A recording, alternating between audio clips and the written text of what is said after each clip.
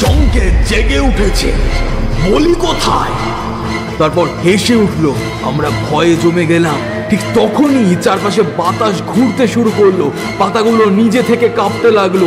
মাটিতে রাখা শুকনো পাতা ঘুরতে ঘুরতে এক চক্র তৈরি করলো। সেই চক্রের মাঝখানে মাটির নিচ থেকে উঠে এলো আরো একটা কালী মূর্তি, আগুনে পোড়া, ছায়ে ঢাকা, আর তাতে লেখা ছিল সেই একটাই শব্দ, সংকেত। সেই সময় হঠাৎ একটা ঝনঝন শব্দ হলো বসার ঘর থেকে।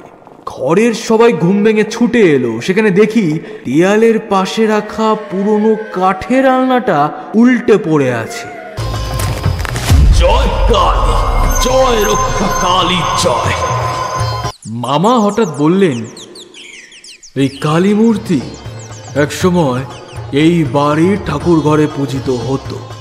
তখন এক বৃদ্ধ তান্ত্রিক এই মূর্তিকে রক্ষা কালী নামে পুজো করতেন। সংকেত জাগছে, রক্ত চাই, বলি চাই। তবে তো সেটা বহু বছর আগের কথা, এখন আবার কেন ফিরে এলো? কালী মূর্তির চোখে সেই সময় সিঁদুর ছিল না, বরং রক্তের মতো লাল একটা কিছু লেগেছিল। সেই থেকেই লোকেরা বলতে শুরু করে রক্ষা কালী রুষ্ট হয়েছে। গত কয়েক সপ্তাহ ধরে অদ্ভুত কিছু ঘটছে।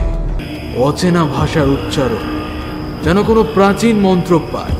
তোমাদের বাড়িতে যে মূর্তিটি জেগেছে তা কোনো সাধারণ কালী মূর্তি নয়, বরং সেটি রক্ষা কালীর সংকেতবাহী রূপ, সংকেত কালী।